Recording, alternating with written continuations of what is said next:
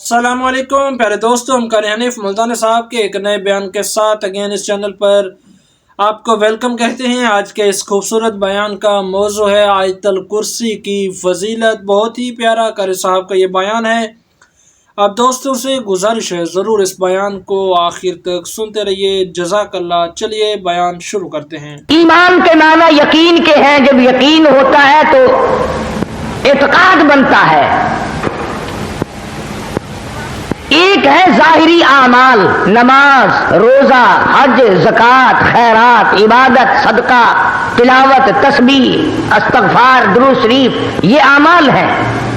اور ایک ہے جو دل کی گہرائیوں سے ایمان بنتا ہے کہ یقین کرنا کہ یہ چیز، یقین کر لینا کہ یہ میرا باپ ہے، یقین آ جانا یہ میری اماں ہے، یقین آ جانا یہ میری بیٹی ہے، یقین آ جانا یہ میری بیوی ہے۔ اس جیسے یہ یقین ہے، اسی طرح پروردگار عالم کی ذات پر یقین کرنا پڑے گا کہ ساری دنیا سے منہ موڑ کر ایک رب کو میں اپنا خالق مانتا ہوں۔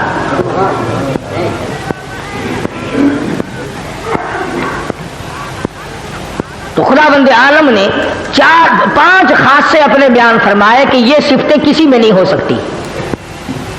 فرمایا بسم اللہ الرحمن الرحیم، اللہ لا الہ الا ہو،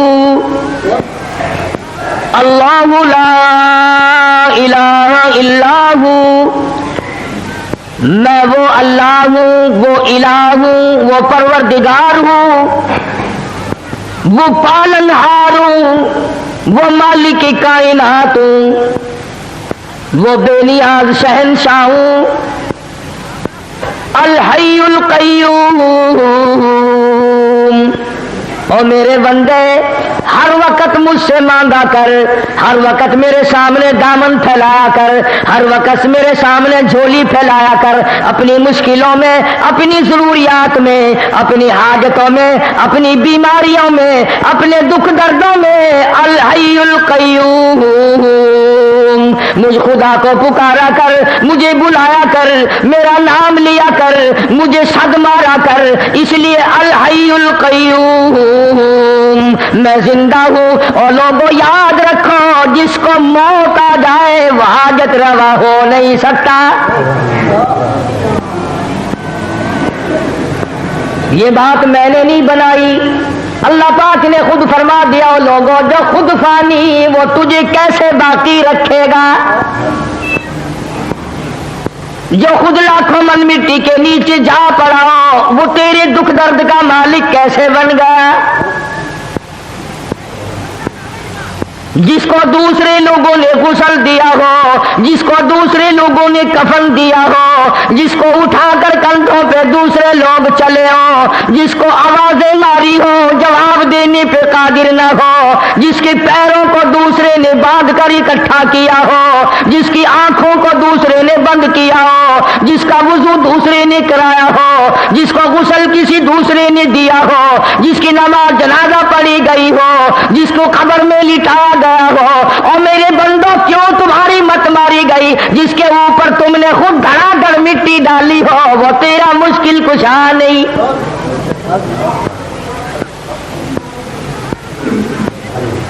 خود مٹی میں دفن کر کے آئے ہو، اندھیری کوٹڑی میں چھوڑ کے آئے ہو، خود تختے پہ لیٹا، جب دل میں آیا تختے پہ سے اٹھایا، خود کندھوں پہ اٹھایا، جب دل میں آیا نیچے رکھ دیا، جہاں مرضی آئی وہاں رکھ کر جنازہ پڑا، جس طرح مرضی آئی اس طرح جنازہ پڑا، جس طرح کی قبر تمہاری مرضی آئی جہاں مرضی آئی وہاں بنایا۔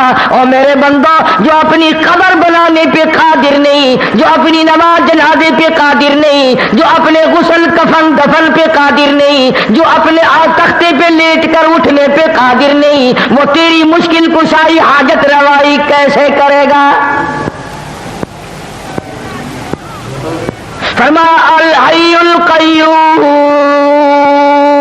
اور میرے بندے میں حی ہوں، میں زندہ ہوں، ہمیشہ سے ہوں، ہمیشہ رہوں گا۔ الہی اس وقت تو زندہ ہو، شاید تو بوڑھا ہو جائے، شاید تو کمزور ہو جائے، شاید تیری قدرت ختم ہو جائے، شاید تیری گارنٹی مک جائے، شاید تیری چابی ختم ہو جائے، شاید تیری طاقت قدرت کاملہ ڈھیلی پڑ جائے۔ فرمایا نہیں، الحی القیوم،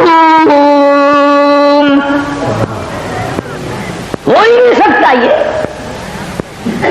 ساری کائنات کو میں بناؤں، جب چاہوں فنا کر دوں، جس کو چاہوں موت کا پیالہ پلا دوں، جس کو چاہوں تخت شہنشاہی پہ بٹھا دوں، جس کو چاہوں تخت سے اٹھا کر فقیر بنا دوں، جس کو چاہوں عزت دے دوں، جس کو چاہوں ذلت دے دوں، جس کو چاہوں درجنوں بچے عطا کر دوں، جس کو چاہوں ساری عمر دنیا کی خاک چھان کر مر جائے، ایک بچہ نہ دوں، میری مرضی۔ اللہ لا الہ الا هو الحی القیوم۔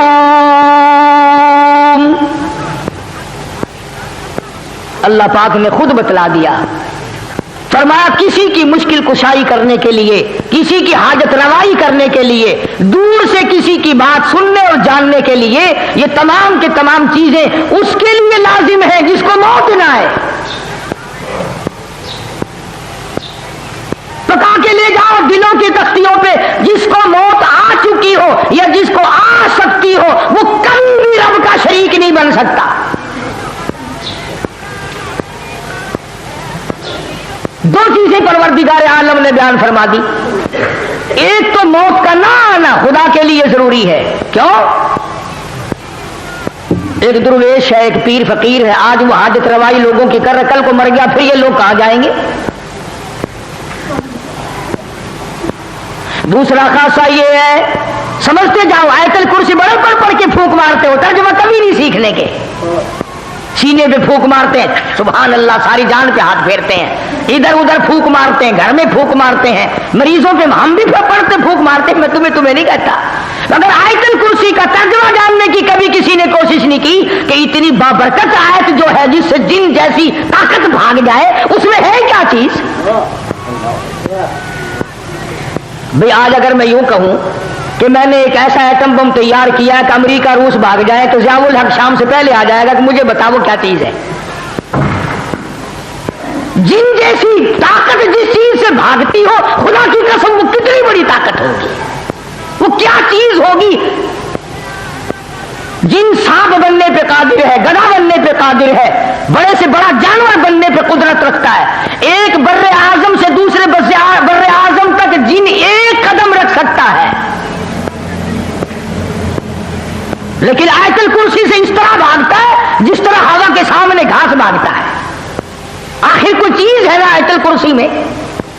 تو پہلی نشانی خدا نے اپنے خدا ہونے کی، الہ ہونے کی، مشکل کشا بننے کی، رب ہونے کی نشانی خدا نے یہ بتائی کہ رب وہ ہو سکتا ہے جسے موت نہ آئے۔ دوسرا نمبر، خداوند کریم نے فرما دیا، میرے بندو اگر تمہیں میری ذات سمجھ نہیں آتی، چلو میں سمجھاتا ہوں۔ لا تاخذہ سنۃ ولا نوم، لا تاخذہ سنۃ ولا نوم۔ فرمایا خدا ہونے کی ایک نشانی یہ ہے، کسی کی بگڑی بنانے کی نشانی ایک یہ ہے، کسی کی مصیبتوں میں کام آنے کی ایک نشانی یہ ہے، اسے نیند نہ آئے۔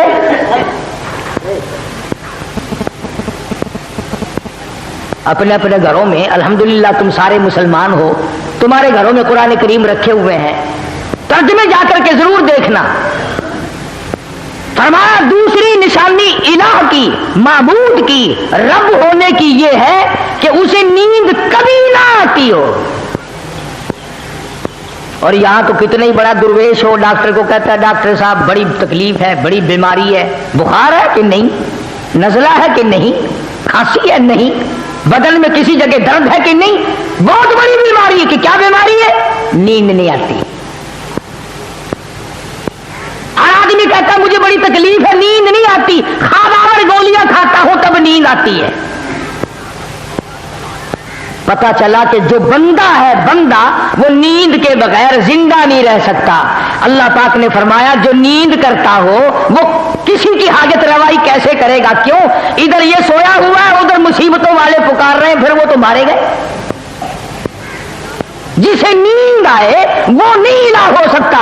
لا الہ الا اللہ محمد رسول اللہ کا مطلب بھی یہ ہے کہ الہ وہ ہے کہ نہ وہ اسے موت آئے اور نہ وہ اپنی جگہ سے ہل سکتا ہو، نہ وہ کسی سے ہیلا ہو۔ اور دوسری نشانی یہ بتلائی آیت الکرسی میں قرآن کریم میں اللہ پاک نے کہ اسے نیند نہ آتی ہو۔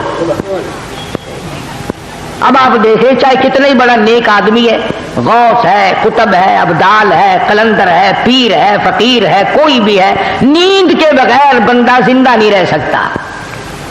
اور ایک سوال پیدا ہوتا ہے کہ جی بابا فرید الدین اور فلانا بزرگ 12 سال کھوہ میں الٹا لٹکا رہا تو نیند کیسے کر لی؟ تو دوستو یہ سارے بہتان ہیں، یہ سارے الزام ہیں۔ اللہ والے نے کیا گناہ کر رکھے ہیں جو وہ کچی تاند کے ساتھ کھوہ میں الٹا لٹکا ہے؟ تم کیوں نہیں لٹک جاتے؟ یہ بھی کوئی کام؟ اگر یہ بات صحیح ہو تو 12 برس کی نمازیں کہاں گئی؟ نماز نہیں پڑھی تو وہ ولی کیسا؟ 12 سال کے روزے کہاں گئے؟ 12 سال کا وضو کہاں گیا؟ 12 سال کی عبادت کہاں گئی؟ 12 سال کی تمام عبادات کو کیسے تباہ کر لیا اللہ والے نے؟ الزام ہے اللہ والوں کے ذمہ یہ۔ کوئی بھی اللہ والا ایسا نہیں جو 12 برس الٹا لٹکا رہا ہو۔ تم تو نہ مسجد میں آ کر سجدہ کرنے کی ضرورت نہیں کرتے، تمہیں سجدے کی توفیق نہیں، اور اللہ والا 12 برس الٹا لٹکا رہا ہے، کیوں؟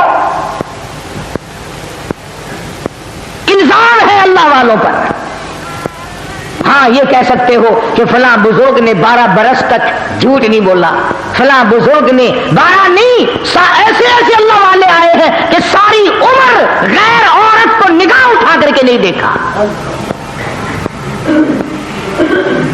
فرمایا لا تأخذہ سنۃ ولا نوم۔ سبحان اللہ، اللہ پاک نے کیا تردید فرمائی؟ خدا وہ ہوتا ہے جسے نیند نہ آئے، اور نیند بھی نہیں بلکہ ہمارے یہاں اردو زبان میں بھی اور ملتانی پنجابی زبان میں ایک لفظ ہے تھوڑی نیند کے لیے، ہمارے یہاں کہتے ہیں اونگ نہیں آتی، یعنی ذرا جھٹکا نہیں آتا۔ ملتانی زبان میں کہتے ہیں ہنگلاوا، ذرا ہی ہنگلاوا نہیں آیا آج راتی تو ساری رات جگ جا گئی ہے۔ خدا وہ ہے، نیند نہیں، اونگ نہ آئے، ہنگلاوا نہ آئے، ذرا جھٹکا نہ آئے، یعنی نیند کا تصور بھی نہ آئے۔ خدا وہ ہے۔ اگر نیند آ گئی تو مخلوق سے غافل ہو گیا، پھر مخلوق مر جائے گی، سنبھالے گا کون؟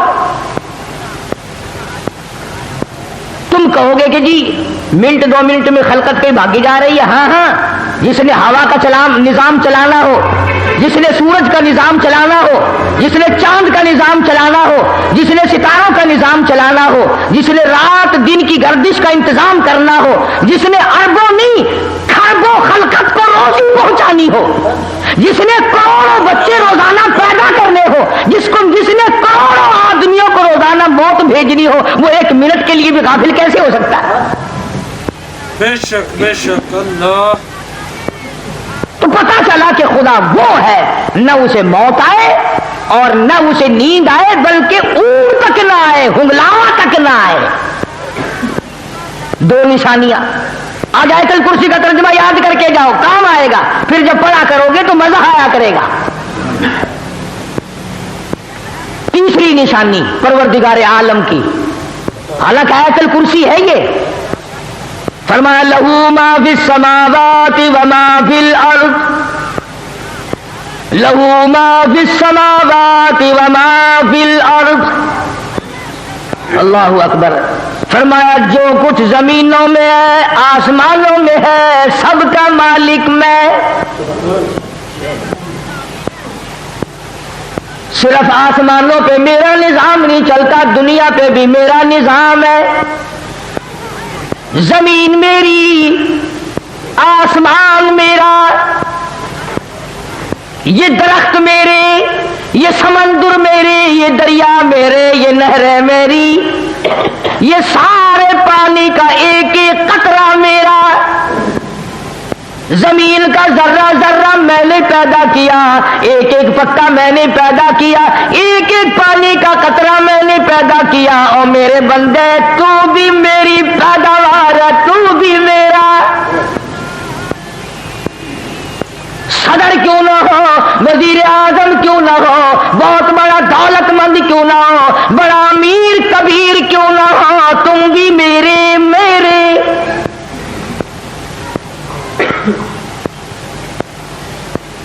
لہو ما فی السماوات وما فی الارض. بادشاہت میری, حاکمیت میری, حکومت میری, بندے میرے, روزی میری, کھانا پینا میرا, تمام نظام کائنات میرا. تبارک الذی بیدہ الملک وہو علی کل شیء قدیر.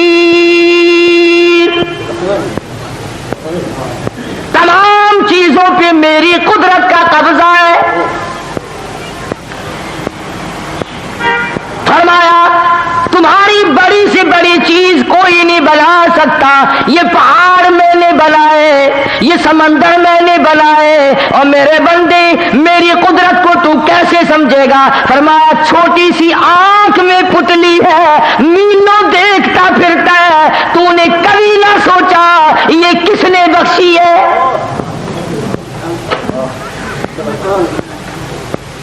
ذرا سی پتلی, کچھ پتلی کے ذریعے دیکھتا ہے, ہوائی جہاز اڑائے پھرتا ہے, سمندروں میں جہاز لیے پھرتا ہے, رات دن دنیا کے نظارے دیکھتا ہے, حسن و جمال کے نظارے کرتا ہے, میری قدرت کے نظاروں کو دیکھتا ہے. کون ہے؟ لہو ما فی السماوات وما فی الارض. میری بادشاہت. ایک اور سوال پیدا کرو, اچھا جی آپ کو موت بھی نہیں آ سکتی, آپ الہ ہیں, خدا ہیں, آپ کو نیند بھی نہیں آتی, آپ کو اونگ بھی نہیں آتی, زمین آسمان کا سارا نظام بھی تیرا ہے, سب کچھ تیرا. مگر دیکھو نا جی, توجہ کرنا, مگر دیکھو نا جی, جو اللہ اللہ کر کے تیرا بن جائے, جو پیر فقیر تیرا بن جائے, شادی نہ کرے, ساری عمر پاک مایا یا پاک مائی بن کر مر جائے, وہ تو کچھ نہ کچھ تیرے سے زبردستی کرائے گا نا, اس کی تو نہیں موڑے گا. 23واں پارہ فرمایا ما نعبدہم الا لیقربونا الی اللہ زلفا.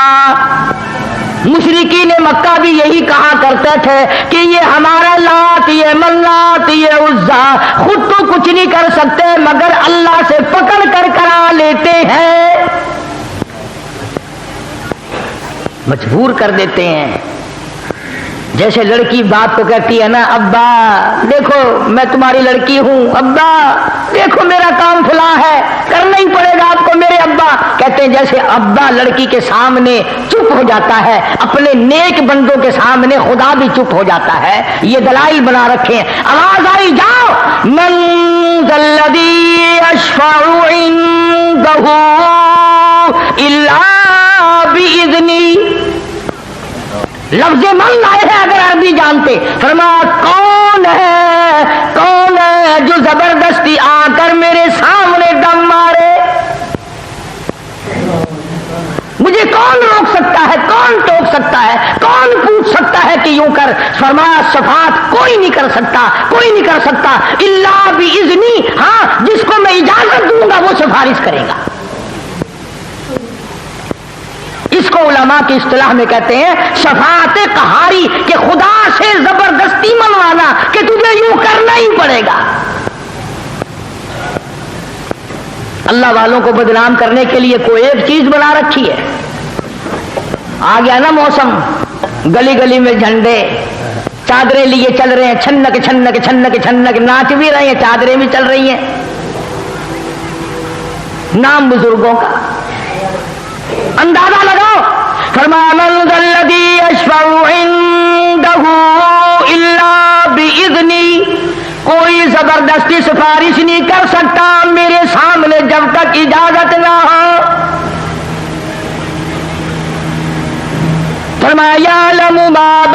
ایدیہم وما خلفہم. مجھے کوئی دھوکہ نہیں دے سکتا، مجھے کوئی فریب نہیں دے سکتا، میرے سامنے مکر نہیں کر سکتا، اس لیے کہ میں تو لوگوں کے دلوں کے راز کو جانتا ہوں. مجھے تو اس بات کا پتا ہے جو 100 سال بعد کو ہونے والی ہے. مجھے کون فریب دے گا، مجھے کون دھوکہ دے گا، میرے ساتھ کون ٹھگی کر سکتا ہے. یعلم ما بین ایدیہم، ایک خدا وہ بھی ہے. فرمایا کہ میرا ایک خاصہ یہ بھی ہے کہ میں جانتا ہوں آگے کی باتیں پیچھے کی باتیں سب کچھ مجھے معلوم ہے، اور کوئی دنیا میں ایسا نہیں ہو سکتا، حتیٰ کہ نبی ہو، رسول ہو، پیغمبر ہو، اللہ والا ہو، کوئی بھی نہیں جانتا کہ کل کیا ہوگا.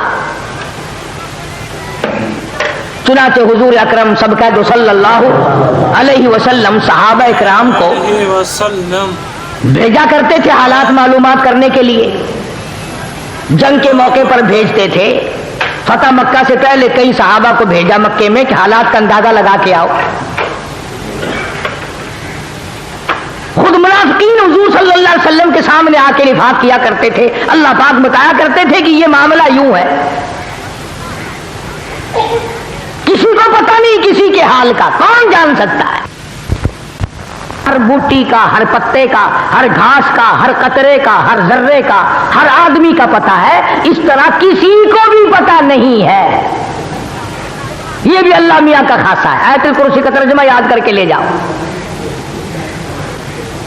فرمایا یعلم ما بین ایدیہم وما خلفہم ولا یحیطون بشیء من علمہ الا بما شاء. فرمایا میرے احاطے میں ہے، میرے قبض قدرت میں ہے، کوئی چیز بھی باہر نہیں. ایک بات کہہ دوں آپ کو سمجھانے کے لیے، کچھ لوگ محبت کے مارے، عشق کے مارے یہ کہتے ہیں کہ حضور اکرم صلی اللہ علیہ وسلم بھی اللہ تعالیٰ جل شانہ کی طرح ہر جگہ ہیں، ہر وقت ہیں، ہر آن ہیں، ہر لمحہ ہیں، ہر گھڑی ہیں، ہر آدمی کے ساتھ ہیں، ہر آدمی کو رات دن ہر وقت دیکھتے ہیں. یہ بعض لوگوں کا عقیدہ ہے، میرا تو نہیں. کیوں؟ اس لیے کہ کمال ہو گیا. ارے رسول اللہ کے سامنے بیٹھ کر داڑھی منڈواتے ہو، کالی کملی والا دیکھ رہا ہو اور کنجریوں کے ساتھ بدکاری. حضور کے دیکھتے ہوئے فیم، چرس، بھنگ، شراب، جوا. حضور اکرم صلی اللہ علیہ وسلم کے دیکھتے ہوئے رشوت اور حرام خوری. کمال ہو گیا. ارے بے شمار گناہ باپ کے سامنے ہم نہیں کرتے، ماں کے سامنے ہم نہیں کرتے، اپنی بیٹی کے سامنے نہیں کرتے، اپنی بہن کے سامنے نہیں کرتے، حضور کے سامنے کرتے جاتے. نعوذ باللہ ہم لوگ ننگے غسل خانے میں ہیں، سرکار مدینہ صلی اللہ علیہ وسلم کو وہاں بلاؤ گے. عقلی طور پر بھی یہ بات نہیں مانی جا سکتی کہ خدا کے سوا بندے کے ہر وقت ساتھ اور کوئی ہو ہی نہیں سکتا. حدیث میں ہے کہ جب آدمی بیت الخلاء میں لیٹرین میں ننگا ہوتا ہے تو وہ نیکی بدی لکھنے والے فرشتے بھی پرے بھاگ جاتے ہیں، اور جب بول پڑتا ہے ننگا ہوا غسل خانے میں یا بیت الخلاء میں تو وہ فرشتے کہتے ہیں تجھ پہ خدا کی لعنت ہو، ہمیں مجبور کیا تو نے اپنا ننگ دکھانے کے لیے، ہمیں لکھنے کے لیے پھر آنا پڑ رہا ہے. اور فرشتے حیا کرتے ہیں تیرے ننگا ہونے سے، تو نبی کو پاس بٹھاتا ہے. فرمایا یعلم ما بین ایدیہم وما خلفہم، کوئی نہیں جانتا تیرا آگے کیا ہوگا، تیرے پیچھے کیا ہوگا، کسی کو پتا نہیں میں خدا کے سوا. اب ہم جتنے بیٹھے ہیں ہم میں سے کس کو پتا ہے کہ جب ہم مر جائیں گے ہمارے بچوں کے ساتھ کیا بنے گی؟ کسے معلوم ہے کہ جو بیویاں ہمارے بعد بے وارث ہوں گی ہماری، وہ عیش کر کے مریں گی یا دھکے کھا کے مریں گی؟ ہمیں کیا پتا؟ کون جانتا ہے کہ بعد کو اولاد بادشاہ بنے گی یا بھیک مانگ کے مر جائیں گے؟ فرمایا یعلم ما بین ایدیہم وما خلفہم ولا یحیطون بشیء من علمہ الا بما شاء. اللہ فرمایا پروردگار عالم کی ہاتھ میں قبض قدرت میں ہے، جو وہ چاہتا ہے وہی ہو جاتا ہے، اس پر کوئی جبر نہیں کر سکتا۔ فعال لما یرید، جو چاہے کرے، جس کو چاہے اجاڑ دے، جس کو چاہے بسا دے، جس کو چاہے رنگ لگا دے، جس کو چاہے ننگا کر دے۔ فعال لما یرید، کون ہے مجھے پوچھنے والا؟ الحمدللہ رب العالمین، سارے جہانوں کا رب میں ہوں، سارے جہانوں کو پالنے والا میں ہوں، قبروں میں کیا بن رہی ہے میں جانتا ہوں۔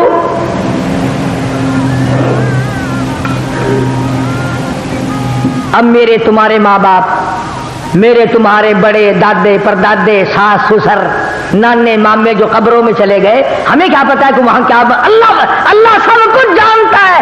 تختوں میں ہے، عیش میں ہے، جنت کی ہوا پھونک رہے ہیں یا جہنم کے انگاروں میں جل رہے ہیں، ہمیں کوئی پتا نہیں۔